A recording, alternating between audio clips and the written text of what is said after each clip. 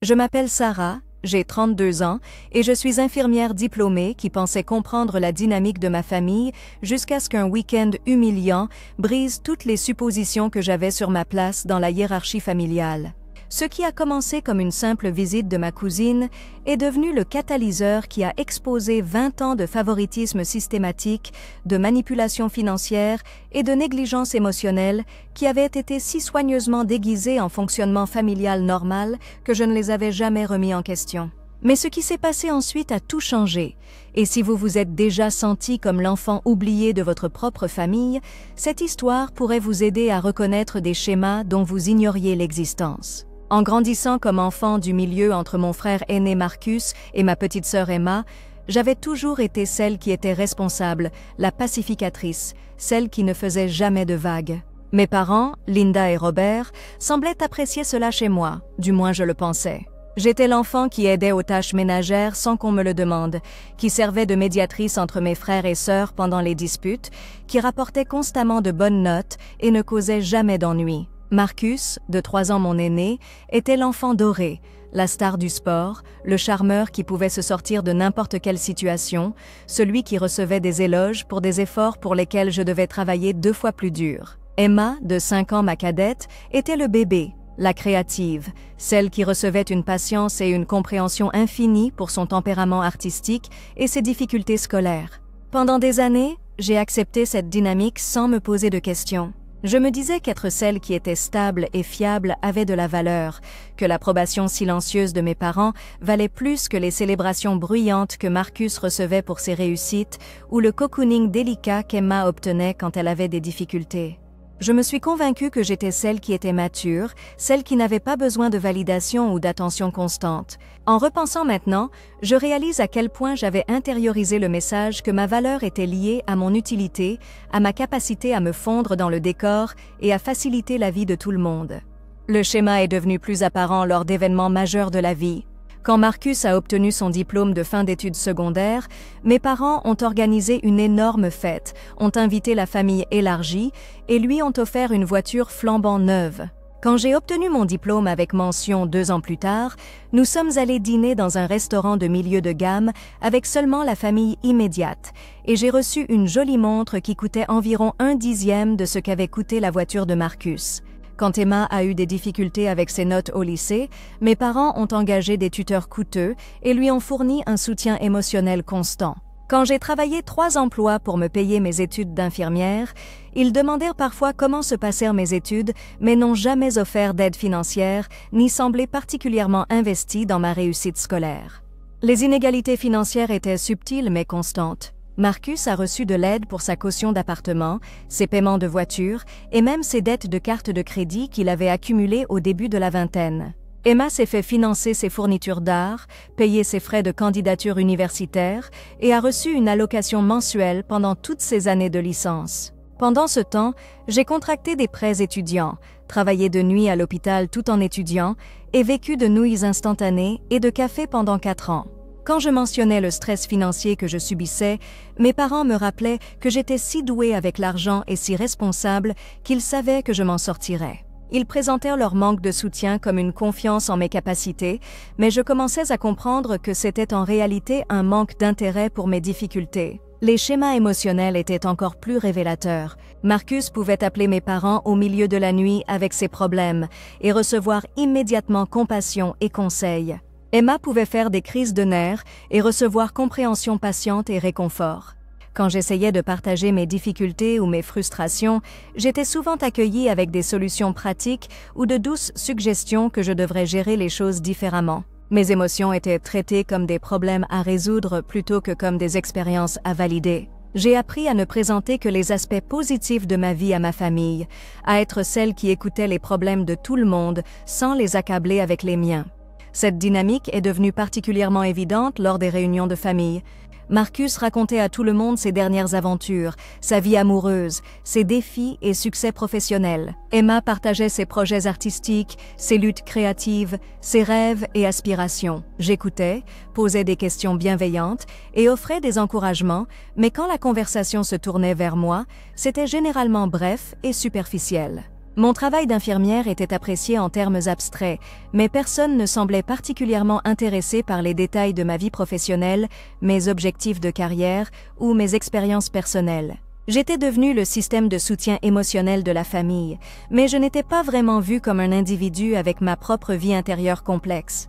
La visite de cousin qui a tout changé a eu lieu le printemps dernier. Mon cousin Jake, qui a 28 ans et travaille dans la tech, avait prévu de visiter notre ville pour une conférence de travail. Il avait toujours été proche de notre famille, particulièrement de Marcus, et mes parents étaient ravis de sa visite. La conférence était prévue pour un long week-end et Jake resterait du jeudi au lundi. Mes parents ont immédiatement commencé à planifier des activités, des réservations au restaurant et des réunions familiales pour rendre sa visite spéciale. Environ 2 semaines avant l'arrivée de Jake, ma mère m'a appelé pour discuter de l'organisation des chambres.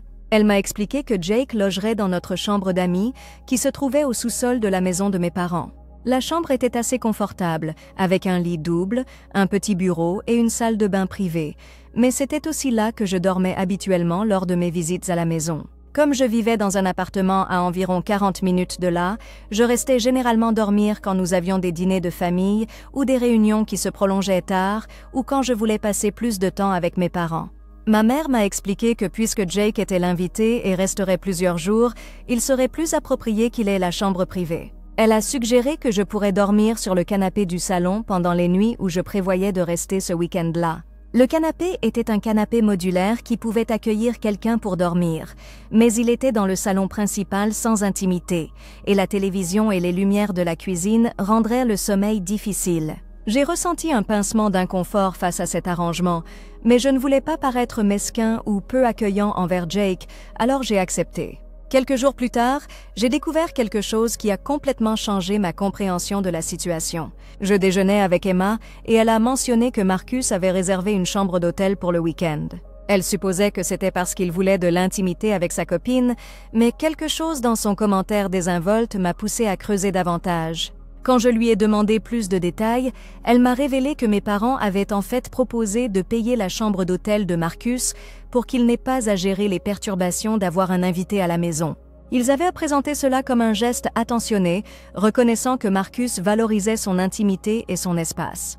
La révélation m'a frappée comme un coup physique. Mes parents avaient suffisamment d'attention pour le confort de Marcus qu'ils avaient proposé de payer une chambre d'hôtel, mais ils m'avaient demandé de dormir sur le canapé. Ils avaient priorisé le confort de Jake sur le mien, ce qui était compréhensible, mais ils avaient aussi priorisé le confort de Marcus sur le mien d'une façon qui semblait profondément injuste. Marcus, qui ne vivait qu'à 20 minutes de chez nos parents, se voyait offrir une chambre d'hôtel privée à leurs frais.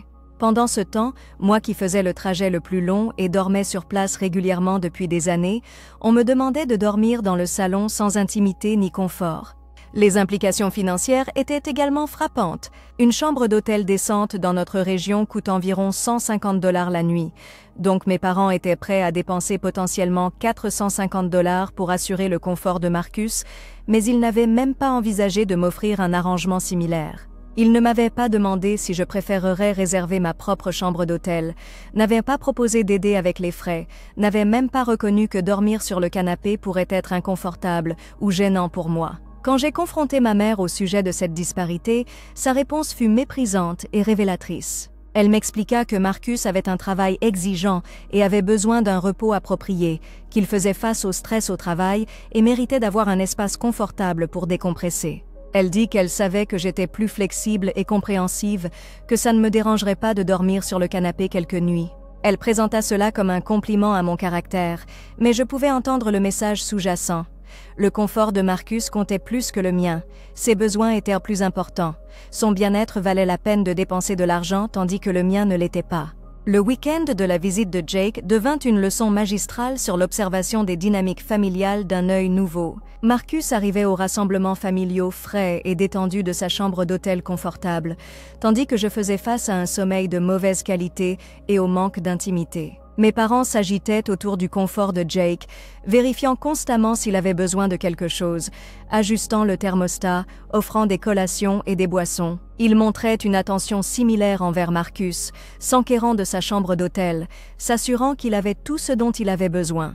Pendant ce temps, j'étais traitée comme faisant partie de l'infrastructure domestique, censée aider avec la préparation des repas, le ménage et les tâches générales d'hôtesse, sans recevoir le même niveau de soins et d'attention. Lors d'un moment particulièrement révélateur, mon père mentionna comme c'était agréable que Marcus ait pensé à réserver une chambre d'hôtel pour pouvoir être bien reposé pour les activités familiales. Ma mère approuva, louant la sagesse de Marcus de prioriser son confort. Aucun des deux ne semblait reconnaître l'ironie de louer Marcus pour avoir fait quelque chose qu'il m'avait empêché de faire en ne l'offrant même pas comme option.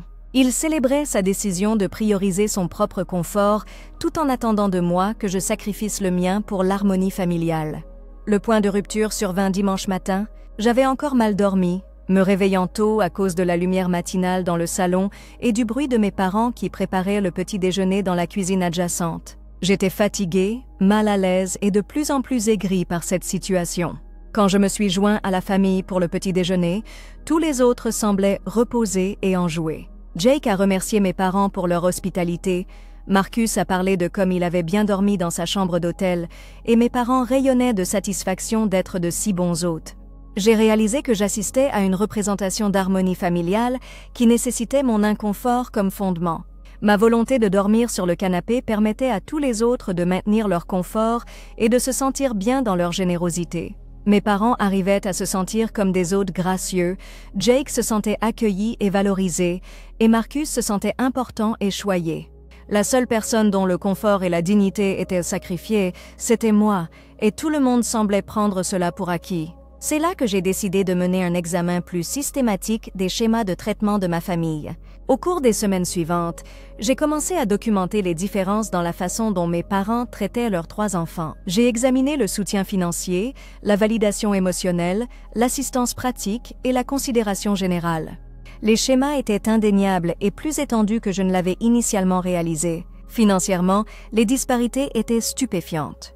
Au cours des 5 dernières années, mes parents avaient fourni à Marcus environ 12 000 $ de soutien direct, réparation de voitures, caution d'appartement, aide pour les dettes et diverses autres dépenses. Emma avait reçu environ 8 000 $ en soutien éducatif, fournitures artistiques et frais de subsistance pendant l'université.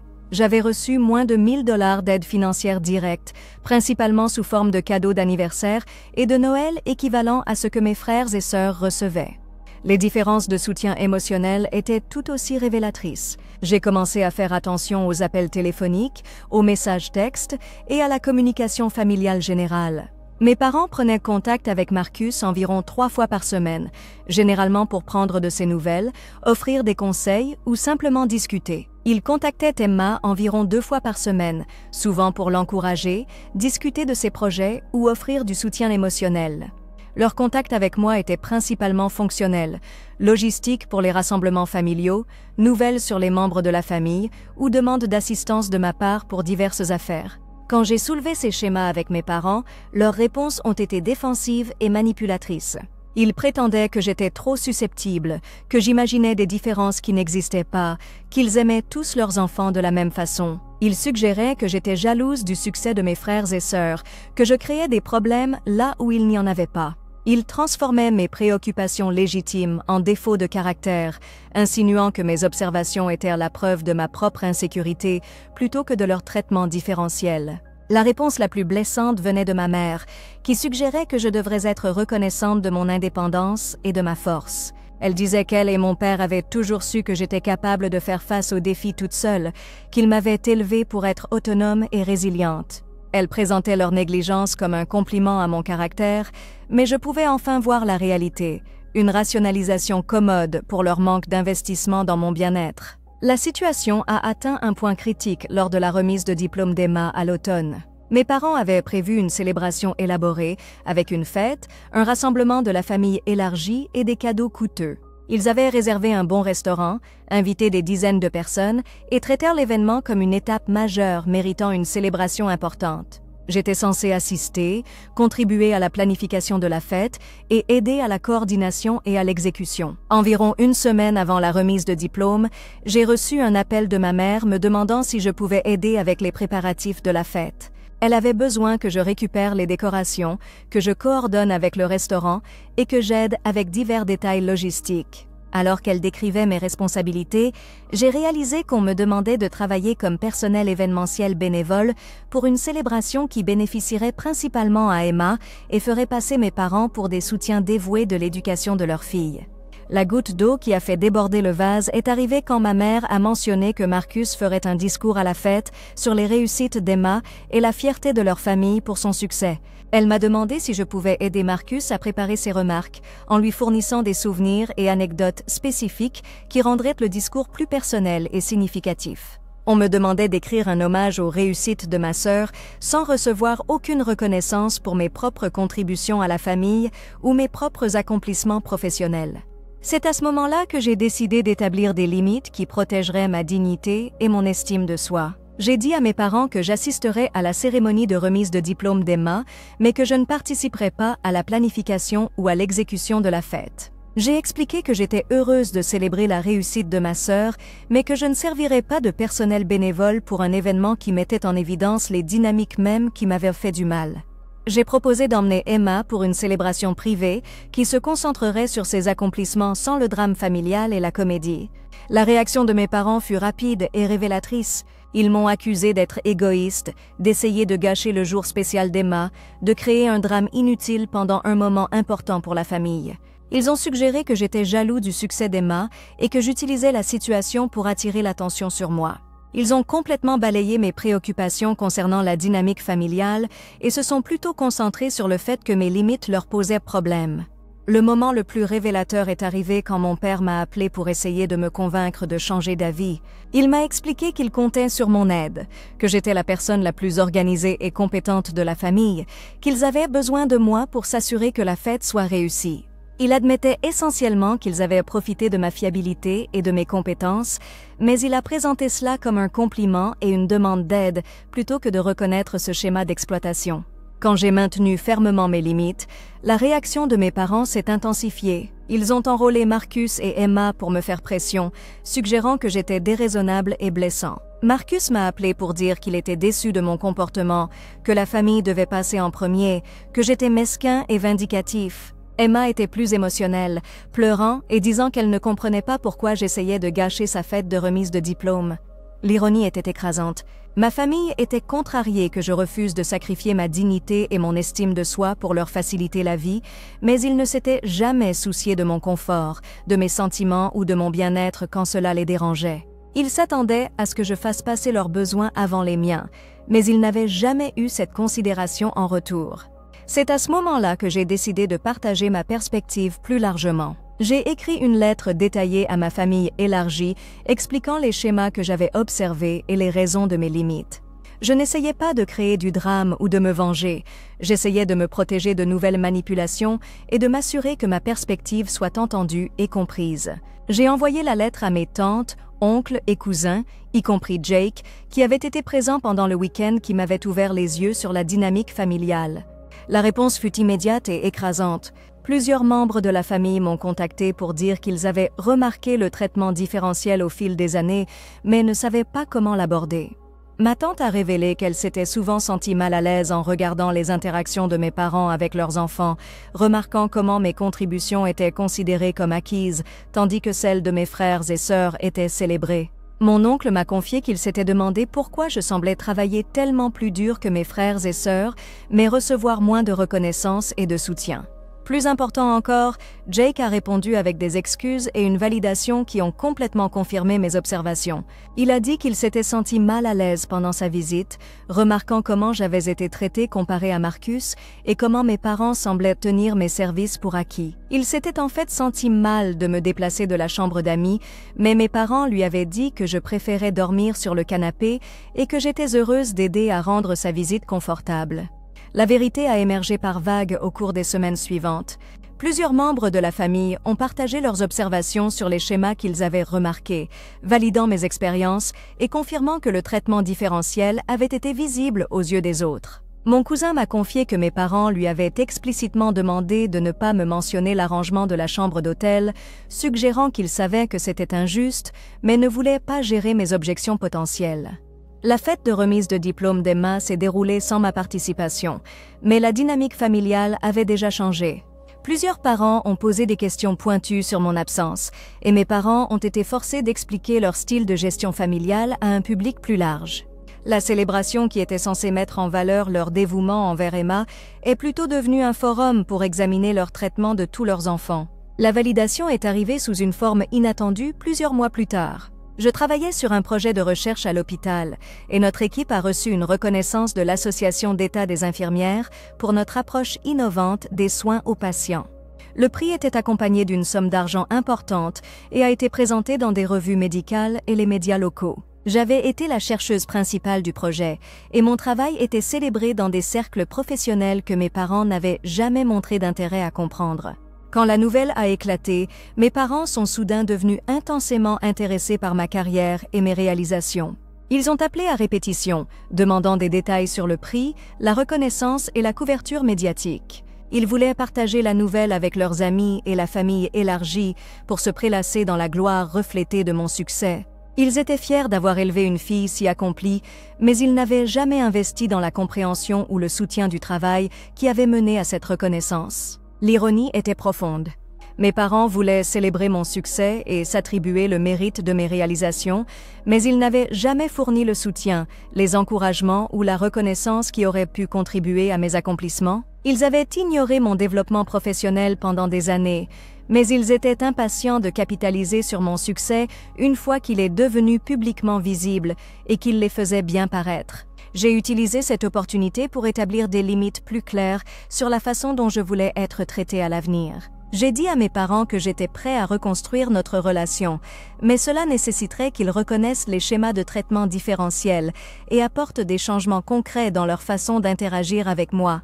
Je voulais une considération égale pour mes besoins et sentiments, une célébration égale de mes réussites et un investissement égal dans mon bien-être. La réponse a été mitigée mais finalement révélatrice. Ma mère était plus disposée à s'engager avec mes commentaires, reconnaissant qu'elle avait peut-être pris ma fiabilité pour acquise et échoué à reconnaître mes besoins. Elle semblait sincèrement surprise par mes observations et était ouverte à changer son comportement. Mon père était plus sur la défensive, suggérant que j'étais trop sensible et que les gens qui réussissent ne devraient pas avoir besoin de validation constante. La réponse de Marcus était peut-être la plus décevante. Il était sur la défensive et méprisant, suggérant que j'exagérais le traitement différentiel et que je devrais être reconnaissant pour l'indépendance que j'avais développée.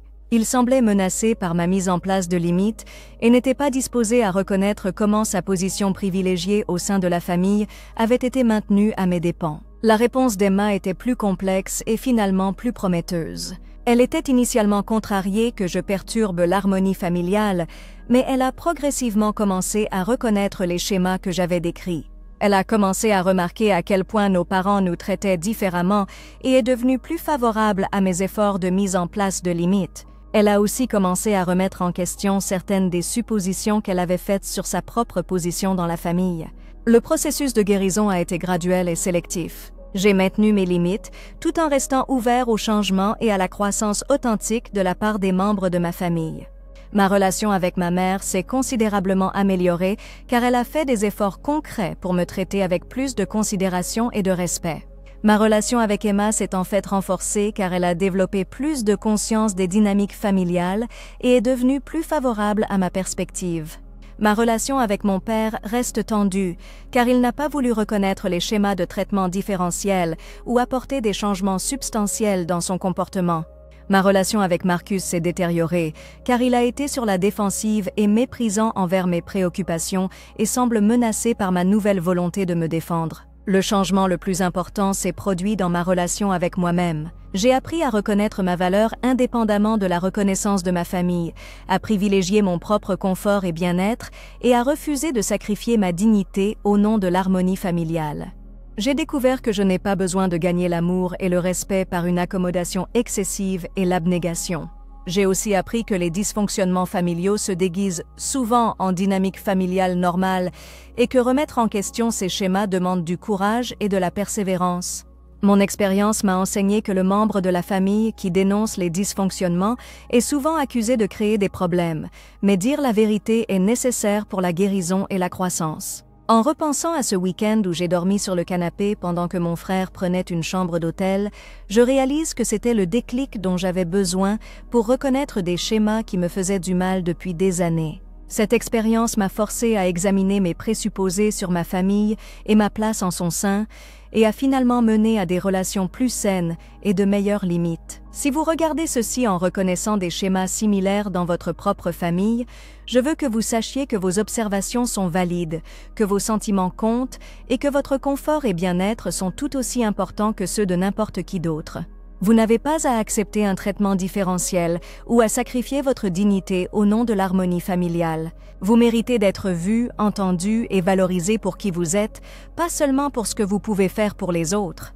Le parcours vers des relations familiales plus saines demande du courage, de la persévérance et parfois un soutien professionnel. J'ai travaillé avec un thérapeute qui m'a aidé à comprendre ces dynamiques et à développer des stratégies pour protéger mon bien-être tout en restant ouverte à un véritable changement de la part des membres de ma famille. La thérapie m'a fourni des outils pour reconnaître la manipulation, établir des limites et maintenir mon estime de soi indépendamment de la validation extérieure. Créer du changement dans les systèmes familiaux est difficile, car cela demande à plusieurs personnes de reconnaître les problèmes et de s'engager dans des comportements différents. Certains membres de la famille peuvent être prêts à grandir et changer, tandis que d'autres peuvent être trop menacés ou sur la défensive pour s'engager dans le processus. Apprendre à accepter ses limites tout en se protégeant est une partie importante du parcours de guérison. J'ai appris que le pardon n'exige pas d'accepter des mauvais traitements continus et que l'amour ne signifie pas sacrifier son propre bien-être pour le confort de quelqu'un d'autre. Des relations saines exigent un respect mutuel, de la considération et une attention sincère aux sentiments et besoins de chacun. Ces principes devraient s'appliquer aux relations familiales autant qu'à toute autre relation importante dans votre vie. Cette expérience m'a aussi appris l'importance de construire une famille choisie et une communauté soutenante en dehors des liens du sang. J'ai cultivé des amitiés et des relations professionnelles qui m'apportent le soutien mutuel, la célébration et l'attention que je ne recevais pas de ma famille.